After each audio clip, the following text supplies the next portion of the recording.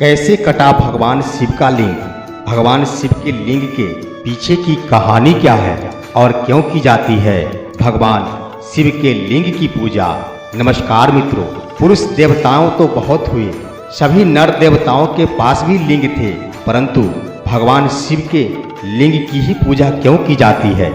आखिर भगवान शिव का लिंग जगह जगह मूर्तियों के रूप में क्यों स्थापित की गई? आज के वीडियो में हम इसी रहस्य को प्रस्तुत करने जा रहे हैं। इससे पहले कि यह कथा हम प्रारंभ करें, जिन्होंने अभी तक मेरे चैनल को सब्सक्राइब नहीं किया है वो कृपया मेरे चैनल को सब्सक्राइब कर ले। मित्रों, शिव पुराण एवं लिंग पुराण में भगवान शिव के लिंग रूप की पूजा के विषय में उल्लेख मिलता है।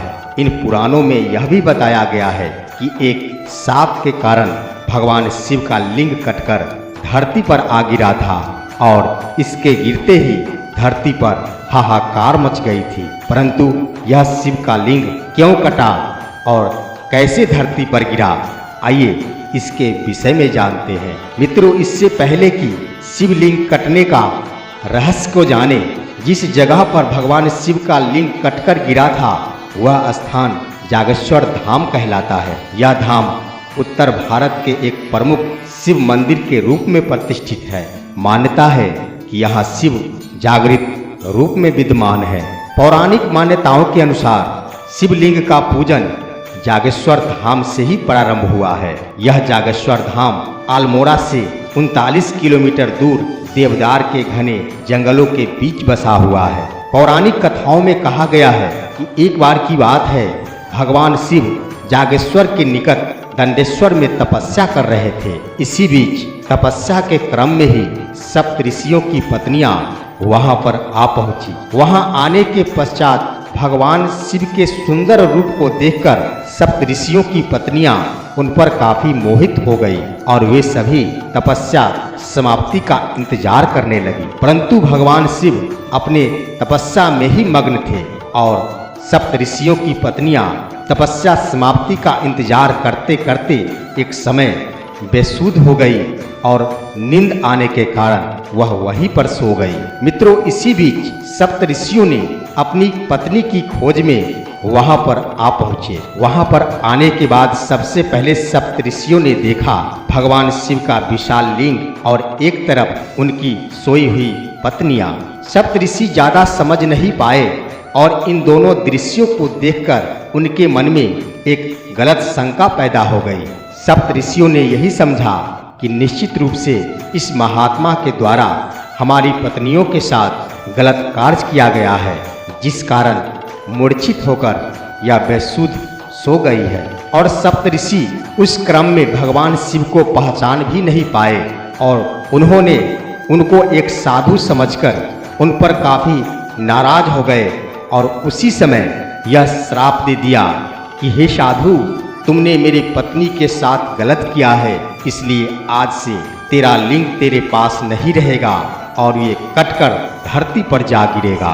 और सप्त ऋषियों के शाप से उसी समय तत्क्षण भगवान शिव का लिंग कटकर धरती पर आ गिरा। शिव का लिंग कटते ही संपूर्ण ब्रह्मांड में हाहाकार मच गई और चारों तरफ उथल पुथल हो गई। उधर भगवान शिव भी गुस्से में काफी व्याकुल हो गए और उन्होंने संपूर्ण ब्रह्मांड को छत बिछत करने का मन बना लिया। मित्रों, जब ये बात ब्रह्मांड के देवताओं को पता चला तो उन्होंने ब्रह्मांड को बचाने के लिए अपना कदम आगे बढ़ाया और वे भगवान शिव के पास आए। देवताओं द्वारा भगवान शिव के पास आने के क्रम में सभी देवता और ऋषि मुनि सबसे पहले ब्रह्मा जी के शरण में गए। तत्क्षण ब्रह्मा जी अपने योग बल से पूरी घटना को जान लिया और वह समस्त देवताओं और ऋषियों के साथ भगवान शिव जी के पास पहुँचे। ब्रह्मा जी ने शिव जी से प्रार्थना करते हुए कहा कि आप अपने लिंग को पुनः धारण करें, वरना तीनों लोक नष्ट हो जाएंगे। भगवान शिव गुस्से में तो व्याकुल थे, परंतु उन्होंने ब्रह्मा जी की प्रार्थना सुनकर इस पर विचार करते हुए कहा कि आज से सभी लोग मेरी लिंग की पूजा अगर प्रारंभ कर दे तो मैं पुनः अपने लिंग को धारण कर लूंगा। भगवान शिव की बात सुनते ही सबसे पहले ब्रह्मा जी ने स्वर्ण का शिवलिंग बनाकर उसका पूरे विधि विधान के साथ पूजन किया और इसके बाद देवताओं ऋषियों ने भी शिवलिंग की पूजा प्रारंभ की। और कहा जाता है इसी तरह सर्वप्रथम ब्रह्मा जी के द्वारा भगवान शिव के लिंग की पूजा की गई और उसके पश्चात अन्य ऋषि मुनियों तथा वही सप्तऋषि जिन्होंने उनके लिंग कटने का शाप दिया था उनके द्वारा यह पूजा प्रारंभ की गई। मित्रों, शिवलिंग के पूजा के विषय में अन्य धारणाएं भी हैं जो कि अन्य पुराणों में वर्णित है। शिव पुराण के अनुसार एक बार ब्रह्मा जी और विष्णु जी के बीच अपनी श्रेष्ठता को लेकर विवाद हो गया था। उनके विवाद बहुत ज्यादा बढ़ गए थे। तब अग्नि की ज्वालाओं से लिपटा हुआ एक अग्निपुंज प्रकट हुआ था। यह अग्निपुंज भगवान ब्रह्मा और भगवान विष्णु के बीच आकर स्थापित हो गया था। इसके बाद आकाशवाणी हुई कि जो भी इस अग्निपुंज के आदि अंत का पता लगा लेगा वही श्रेष्ठ होगा। ब्रह्मा और विष्णु ने 1000 वर्षों तक इसका रहस्य खोजने की कोशिश की, लेकिन वे दोनों नाकामयाब रहे।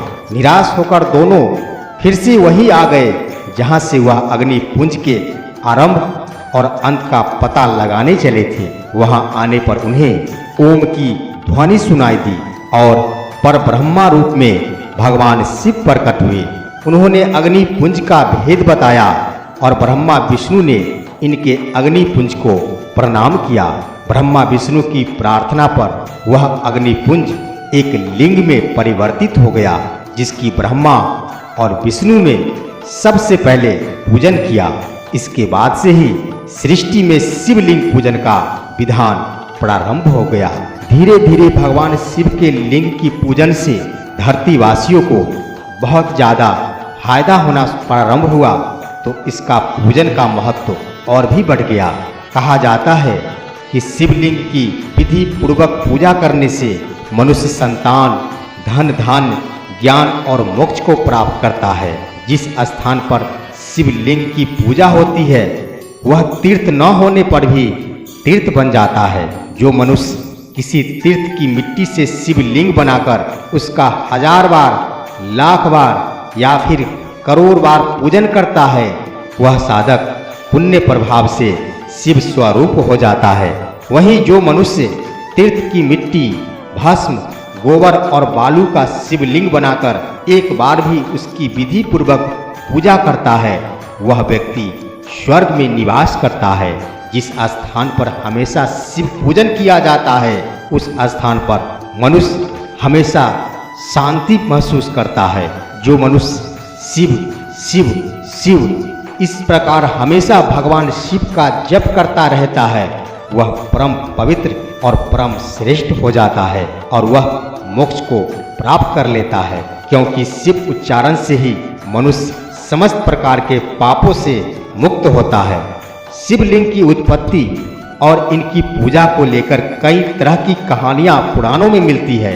अलग अलग पुराणों में इस संदर्भ में अलग अलग कथाएं हैं, परंतु मित्रों, चाहे कथा किसी भी रूप में हो, सभी में एक ही रहस्य छुपा है कि भगवान शिव का लिंग सर्वशक्तिमान है और उनकी पूजा इसलिए की जाती है कि उनकी पूजा करने वाले व्यक्ति जो भी मन्नतें पूजा करने वक्त मांगते हैं वो जरूर से जरूर पूरी होती है। मित्रों, यह कथा यहीं पर समाप्त हुई। मित्रों, यह कथा यहीं पर समाप्त हुई और यह वीडियो पूरा देखने के लिए आपका बहुत बहुत शुक्रिया।